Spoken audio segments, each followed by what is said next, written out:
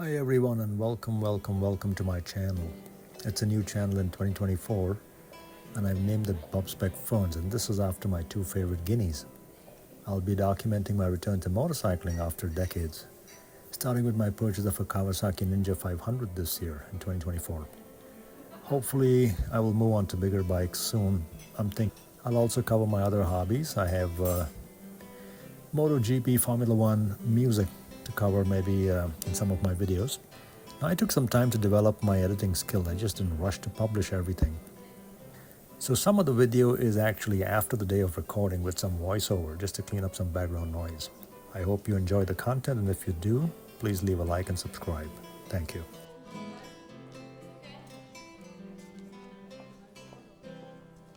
Well, let's take some time now to enjoy the Kawasaki official videos.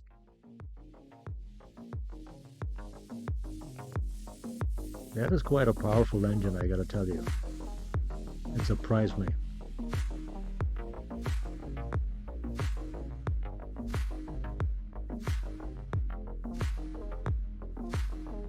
Yep, the brakes feel just right. I've spent a lot of time practicing with both brakes and they feel absolutely adequate.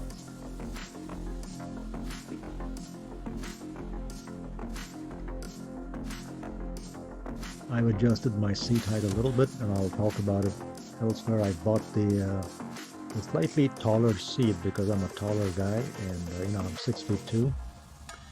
But the bike is very comfortable. Foot peg position, it's just about upright. It's very comfortable.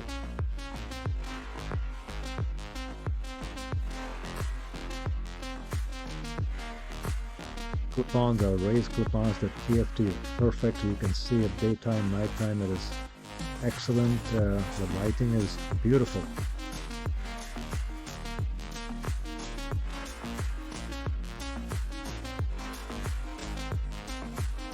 These are some extras you get with the SE edition, and that's what I got.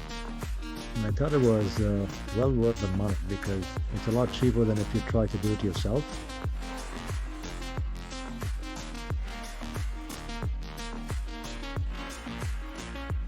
I think it's a good statement.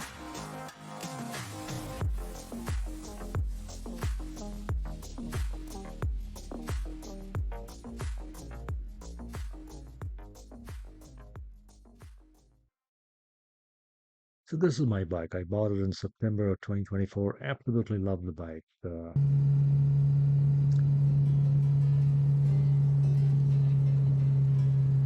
I'm using my Insta360 out here. I have a couple of cameras, but a couple of GoPros plus the Insta360. So in all of my vlogging, I'll use 3 cameras, but the bike feels great. You can flick it around. It's the perfect, for a newer rider. It's the perfect weight. It's the perfect seat height. You're not intimidated by the power. It's just enough power, and I had a great time riding this bike. And I'm going to spend maybe 6 months just settling with it before I even think of another bike. But you can tell it tracks well. It's just about upright and feeling sporty at the same time. So a great time. The bike itself, maybe we'll take a look at some of the colors. Now this is the one I bought in 2024, the red and black. I think it's a fantastic color. It's just what I wanted. They are my favorite colors, by the way. This is an older Kawasaki Racing traditional paint job, and this is still available in 2025, which is a beautiful color. This is for the more sober look. You get black, but you get that beautiful blue stripe out there that I think is very nice looking.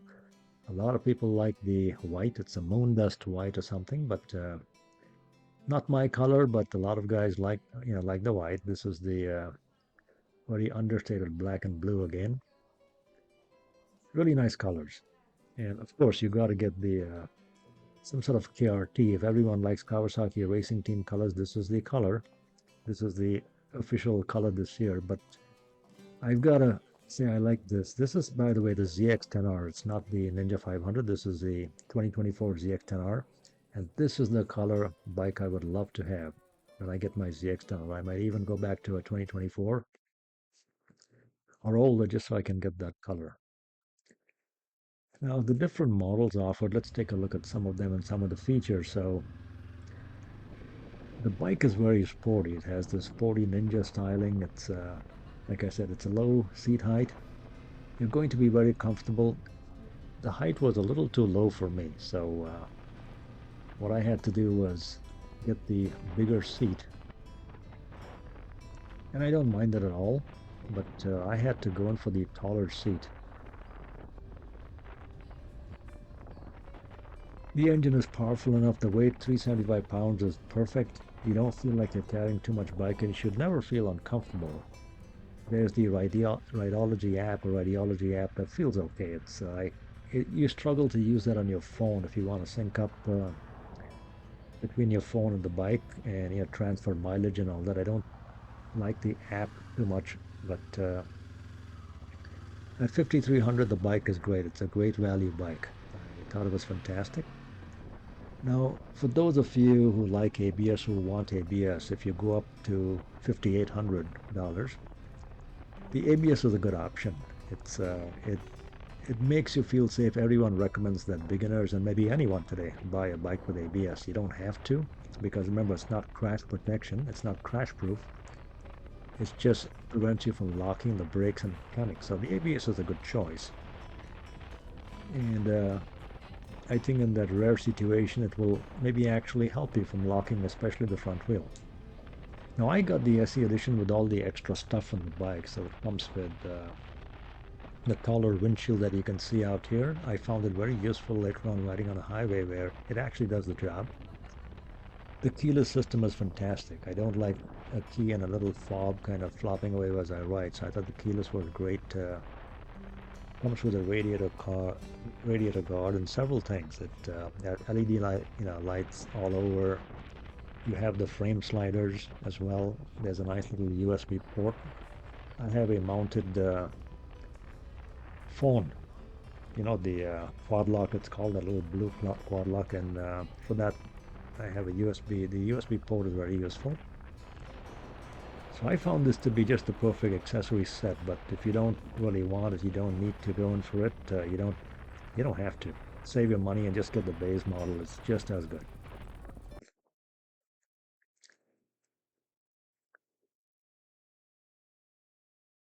Another promotional video that we can watch together. The bike's a good bike. It makes you happy.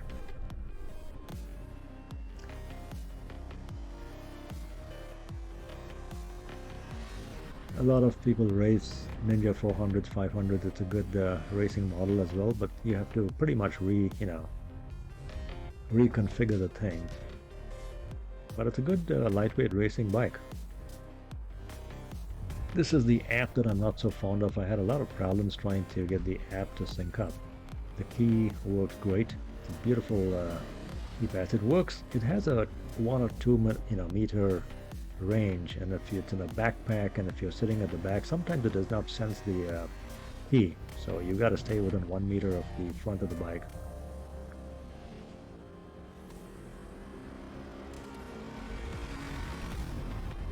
It makes a decent sound too. It's a parallel twin. It's a 180-degree parallel twin. It's not great. It's not like an inline 4, but I don't mind it. I've got used to the sound. I don't think I will put an exhaust or any kind of performance exhaust or aftermarket exhaust.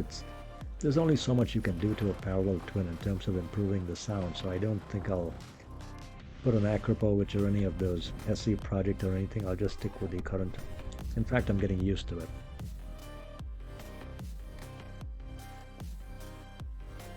It is a statement, all right. Beautiful bike.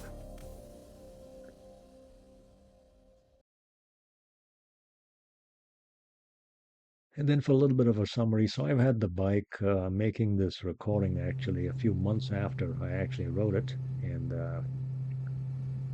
I spent quite a bit of time getting used to the bike, riding on roads around my house in Michigan, taking it on a few highways, just picking up the pace. Like I said, a newer rider. I did the MSF. I got back on the bike after 20 plus years and just getting used to riding, getting comfortable and riding confidently. You should never be nervous. You should never be afraid of going out on the bike and obviously don't do stupid things. Always watch out. You're watching out for the car that's turning in front of you, looking at a blinker. Sometimes people see you, like that truck we're trying to merge out there. You don't know if they can actually see you, so you're looking at them, they're looking at you. You got to be very careful here. The bike handles so very well. It's just upright enough for a new, for a newer rider, because you don't want to struggle with things like neck pain and low down handlebars. I've been a cyclist, a racing cyclist for quite a bit, and a lot of this low down position puts a pressure on your neck. Now I'm used to it, but I still don't want to ride with low clip-ons for too long. So I think I'll keep this bike for a while, even though I buy a sportier bike like a ZX-10R or Gixxer 1000 or Ducati Panigale or something. I will keep this bike, and I want to use it for a bit of touring in 2025. Not a lot of touring, maybe max 4 hour trips and then stay somewhere and then come back the next day, do another 4 hours, that kind of touring. Because the bike rides well, but remember, it's a light bike at 375 pounds. You can't be touring all day on a bike like this. The suspension is stiff. You're going to feel a lot of bumps. Remember this. Remember I said this. You're going to feel a lot of bumps on a bumpy road. And if you really want to do some long distance touring, you should consider a much bigger tourer like the Kawasaki 1100 SX. It used to be 1000 SX, it's now 1100 SX. So those are bigger bikes. They're almost over 500 pounds. And those will, with the proper Öhlins damping and all that, those will be a lot more comfortable if you want to ride more than 4 hours per day. I plan on doing some riding with this, and I think I'll limit myself to 3 to 4 hours. And that should be enough to handle. But here I'm sitting on the bike, very comfortable. My Insta is giving you a good view of how relaxed the riding position is.